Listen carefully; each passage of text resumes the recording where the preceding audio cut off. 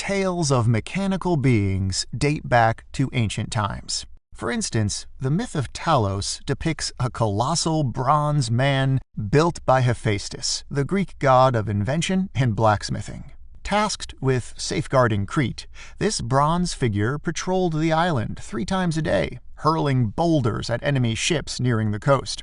In the medieval European and Islamic world, devices like Al-Jazari's automata, including water clocks and programmable machines, showcased early engineering prowess.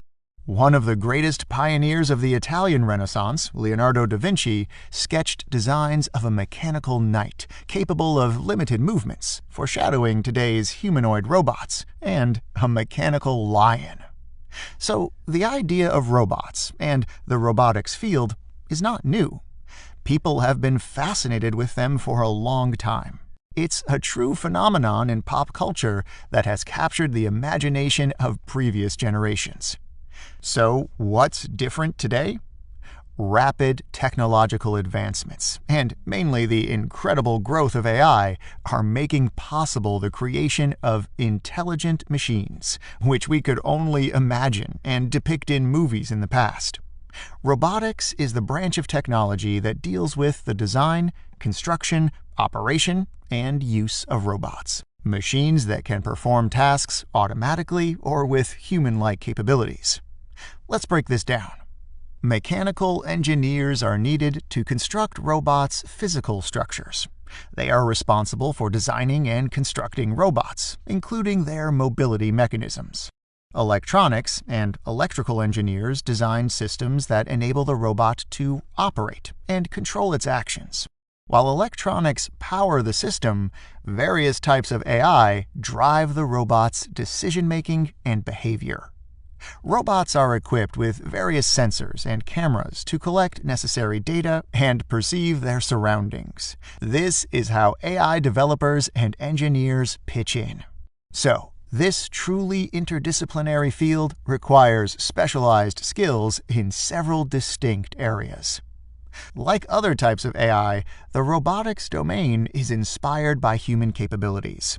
Robots are designed to mimic and augment human abilities. To achieve that, researchers use a multidisciplinary approach combining different AI technologies. Typically, we should consider a system with multiple models instead of a single model that does it all.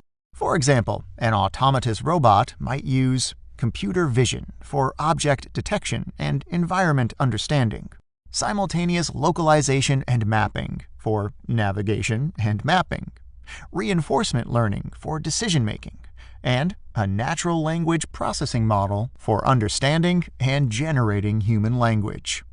Combining all these models allows a robot to perceive the environment, make decisions, communicate with people, and act accordingly. Let's point out several intriguing use cases. You probably know that under the direction of Elon Musk, Tesla is building a Tesla bot, which is described as a general-purpose robotic humanoid. The goal is to create a robot that can relieve humans of dangerous, repetitive, and boring tasks in logistics. For example, a Tesla bot could help with factory and warehouse work, moving and stacking boxes, counting and auditing inventory, and lifting weights. And it's not just Tesla. Many companies develop their own autonomous robots and contribute with valuable research. Medical robots are a fascinating use case already in the mass adoption phase. These robots can perform incredibly accurate medical interventions and even complex surgeries, which save lives. There's so many amazing innovations that are becoming mainstream. Self-driving cars, harvesting robots, cleaning robots, space robots, search and rescue robots, security and surveillance robots. The future is here, and AI is at the forefront of all of these innovations. IBM defines computer vision as an AI field that uses machine learning and neural networks to teach computers to derive meaningful information from digital images and videos. Consider this analogy. If AI functions as the brain, computer vision serves as the eyes. As humans, we effortlessly understand our surrounding environment with all its nuances. We can distinguish moving objects, changing shapes, and different colors. Sometimes we can notice the slightest differences and the most subtle details. The study of computer vision is a monumental effort to develop sophisticated AI models that allow computers to comprehend real-world information. To do that, computers consume input through images and videos. Images are simpler because they capture a single moment statically. Conversely, videos are more complex, appearing as continuous sequences of images, for example, 30 frames per second, that require processing. The computer must analyze each frame and understand its context and continuity. There are 4 main families of computer vision models. First, we have convolutional neural networks. CNNs are foundational for computer vision because they are great when working with high-dimensional data. In the early days, AI researchers used other types of neural networks for computer vision problems, but they struggled with high-dimensional data images due to the immense number of parameters required. In contrast, CNNs are great at capturing spatial hierarchies in images. But what does this term mean in plain language? It means that CNNs are great at organizing the elements in an image based on their importance and depth. Imagine looking at a picture where some things seem closer to you and others farther away. The foreground is up close, the middle ground is between, and the background is distant. Larger objects often appear closer and more significant. Overlapping items make those in front look nearer, and centered or top-positioned elements typically attract more attention, enhancing their importance. CNNs are effective at processing information due to their layered structure. This enables the network to learn basic features, like object edges in initial layers, and progressively capture complex, high-level features, such as shapes and objects, in deeper layers. Next, we'll focus on transformers, a key topic in our upcoming discussions on generative AI. For now, we can just say that, in some cases, AI researchers apply transformer architecture to images for the purposes of computer vision. Third, generative adversarial networks, GANs, primarily create lifelike images. Lastly, specialized networks, like UNet, excel in medical image segmentation, while EfficientNet optimizes performance by efficiently scaling neural network dimensions and utilizing computational resources. Computer vision has a ton of exciting real-world applications. Self-driving cars, medical imaging, security, surveillance, and other areas we previously discussed show great promise in robotics. It's important to remember that computer vision does not need to be part of robotics to be an incredibly useful product.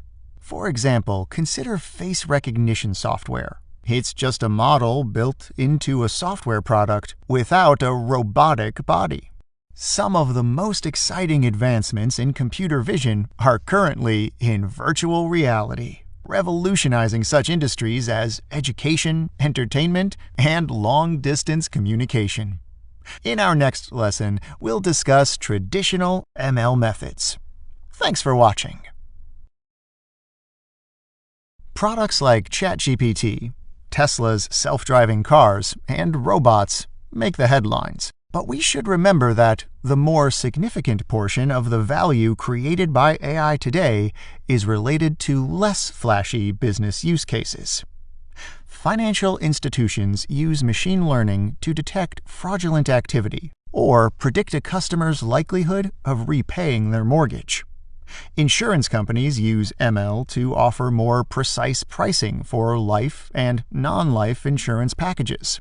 Machine learning allows retail companies to predict demand and optimize their orders. E-commerce giants like Amazon optimize pricing and conversions through ML algorithms. They can also predict what product you'd like to buy next based on previous shopping history. The list goes on and on.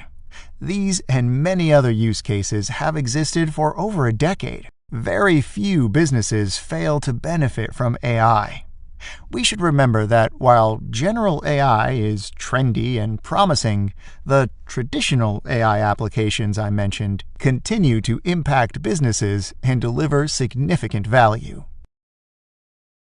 ChatGPT became a global phenomenon upon its release, sparking widespread excitement about AI's advanced future potential. And the branch of AI behind impressive models like ChatGPT is called Generative AI. Generative because it can generate new data or content. The word generative highlights the system's ability to create something new, rather than process existing data. Every conversation you have with ChatGPT is open-ended. The model, trained on extensive text data, generates new and unique real-time responses. Similarly, providing DALL-E, OpenAI's image generation model, with a detailed description will prompt it to create a unique picture tailored to your specifications. This illustrates the core capability of generative AI, producing novel content by leveraging patterns learned from training data, a common feature among these models. But AI developers can use several different techniques to achieve generative AI, including large language models, diffusion models, generative adversarial networks, neural radiance fields, and hybrid models are also possible. I'll briefly describe each type of these generative AI. Large language models, or LLMs, are the foundational technology behind ChatGPT. I want to provide more details and give you a good foundational understanding of NLP, language models, and the development of models like ChatGPT. To grasp the workings and origins of this vital technology, we've dedicated the next 2 sections of the course to a detailed introduction. LLMs are neural networks trained on vast text volumes, learning to predict word relationships and the next likely word in a sentence. But more on LLMs in the next section. Diffusion models, like DALL-E, are advanced AI tools primarily used for generating images and video. During operation, DALL-E begins with a random noise pattern and progressively refines it into a detailed image, applying requested shapes and learned patterns through multiple steps to enhance realism. Generative adversarial networks, or GANs, introduced in 2014, are commonly used for generating text and images. GANs function by comparing 2 algorithms. One generates content, while the other judges its realism. Through this interaction, both algorithms enhance their capabilities, refining the content until it's nearly indistinguishable from reality. Neural radiance is a specialized AI for 3D modeling, which emerged around 2020. And lastly, the increasingly popular hybrid approach combines LLMs and GANs into one powerful content generation system. Currently, there's an incredible amount of investment in different generative AI initiatives around the world, with the big tech firms leading the pack. It definitely feels like this is the key AI domain everyone's paying attention to. And how could they not? Generative AI can create and work with content in various formats, including text, images, videos, audio, data, code, design, and 3D. As technology improves, it will significantly impact the corporate world. Therefore, it will be highly advantageous to understand how it operates and how we can be at the forefront of this remarkable innovation.